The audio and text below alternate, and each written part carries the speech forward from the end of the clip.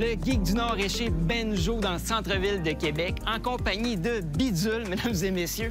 Et on va rencontrer Randy Jenkins, un conseiller dans la section des jeux de société qui va nous en proposer quelques-uns des plus intéressants.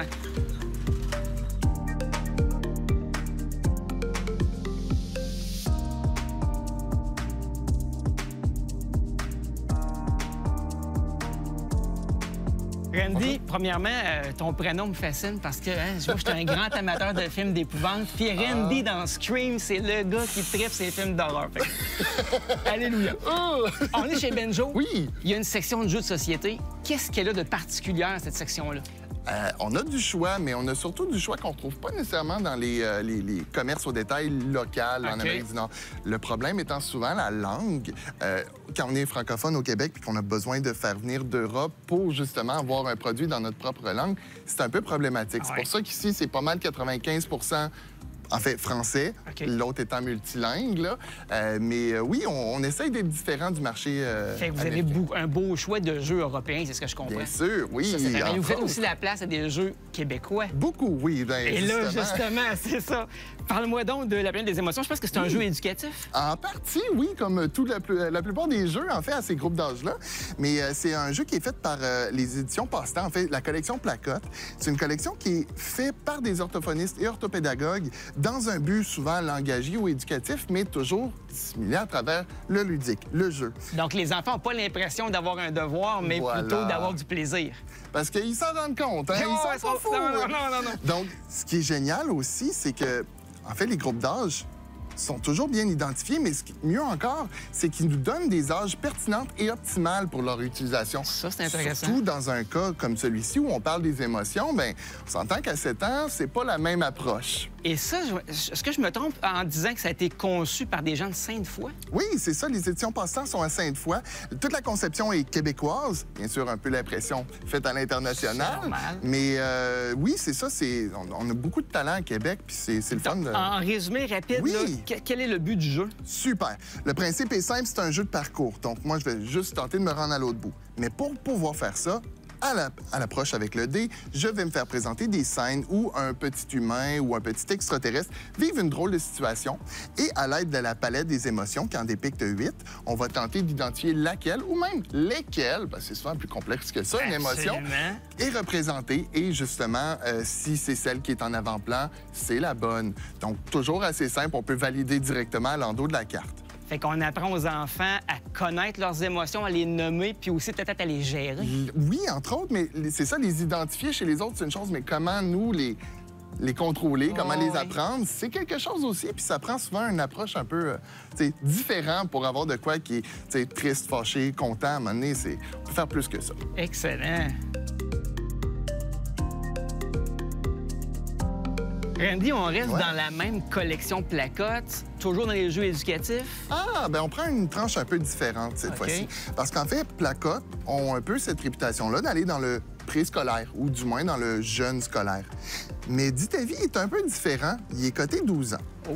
Mais c'est quoi, ça, Dis ta vie? En fait, curieusement, c'est la question que j'avais en tête. C'est un jeu sur les opinions.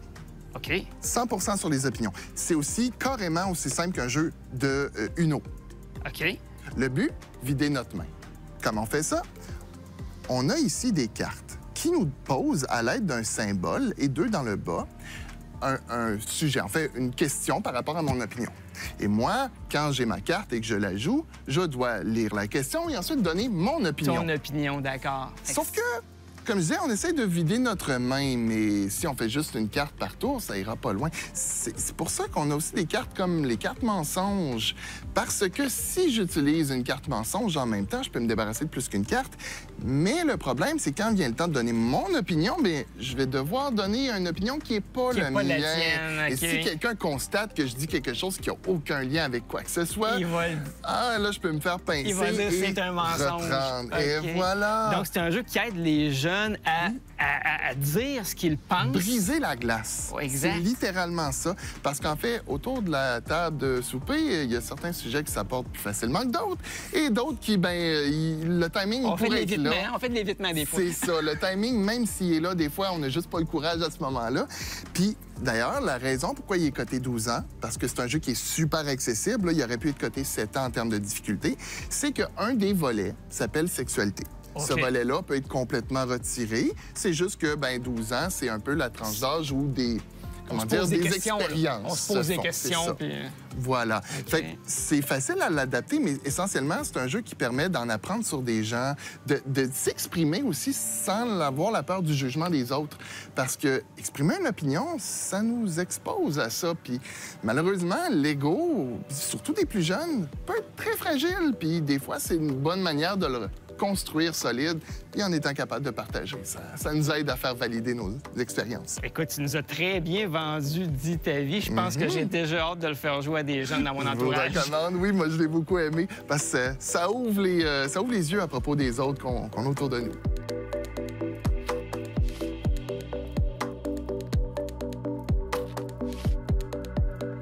Randy, là, maintenant, on change complètement d'univers. C'est vers où tu nous amènes?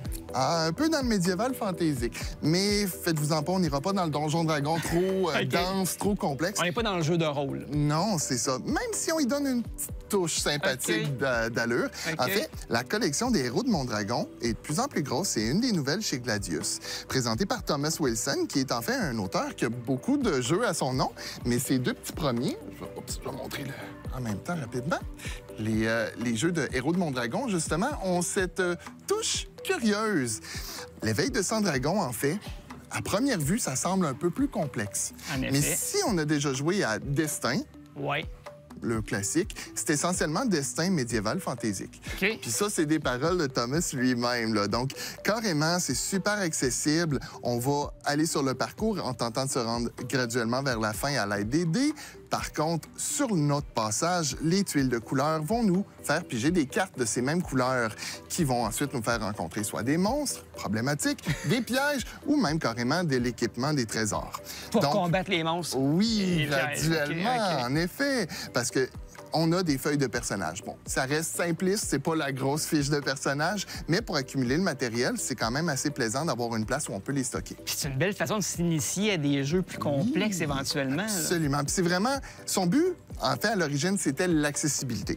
Rendre quelque chose d'un peu médiéval fantaisique, mais plus family-friendly, un petit peu plus facile d'accès en général. Je te suis. Puis, tu sais, des sessions de 30 à 60 minutes, dépendant du 2 à 4 joueurs, ça reste à la portée de tout le monde à la maison. Et c'est basé sur une série de romans. Oui, c'est une série de romans qui est encore en train de sortir. J'ai le plus récent à ce moment-ci de la collection des livres. En fait, Thomas Wilson et son collègue, M.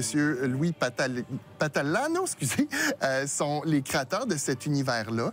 Et essentiellement, les livres suivent le même lieu, le même continent, le même univers. Mais c'est pas nécessaire d'avoir lu les livres pour jouer au jeu. Non, ça aide quand on aime reconnaître les illustrations, mais l'univers est totalement distinct. Et là, ils ont décliné l'univers romanesque en un autre type de jeu. Hein, plus accessible encore.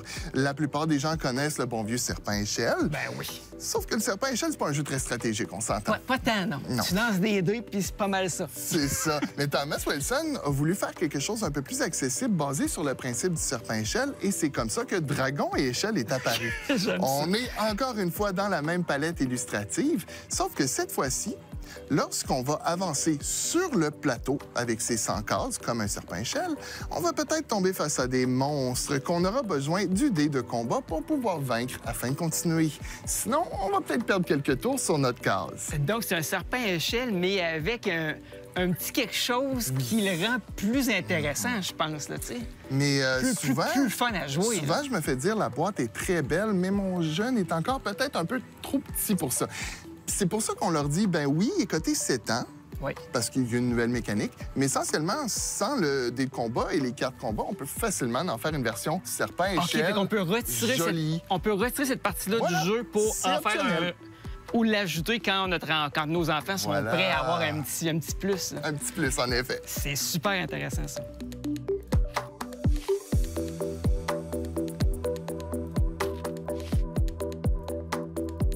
tu nous amènes dans un univers de piraterie avec un jeu aussi conçu au Québec. Absolument. Archipirata, parle-moi de ça. Oui, Archipirata est basé sur un principe très ancien, très connu, malgré le fait que la plupart des gens ne connaissent pas son nom. C'est le Mancala, Oui. parfois appelé le Awale. Oui. Un jeu assez mathématique. Exact. C'est que le Archipirata va avoir un petit plateau avec 8 petites îles et chaque île va être associée à un trésor. Nous, au début, on se fait donner une carte objectif qui demande de rassembler un certain nombre de trésors pour pouvoir gagner nos points. Sauf que il y a des pirates sur un peu tous les îles. Zut. Oui, et nous, on va les distribuer et les regrouper de façon à ce qu'on ait une majorité sur une île qui est de notre couleur, de façon à pouvoir, bien sûr, ramasser les trésors. Je comprends. Donc, carrément, quand c'est son tour, un joueur va prendre tous les pirates d'une île et en laissant une sur chaque case en direction de son choix. Ici, Comme dans le Mancala avec les petites pierres. là. Exactement, Ok, je le comprends. Je classique, te suis. ouais. Et quand ma dernière pièce est mise sur une île où ma couleur est en majorité, je peux donc ramasser un trésor. Donc, c'est très simple en première apparence, mais le Mancala est très mathématique. Ça exige la réflexion. là. Oui, vu qu'on divise et on regroupe Exact. et on redivise et on regroupe, alors ça fait en sorte qu'il faut toujours planifier un peu plus loin que le bout de son nez.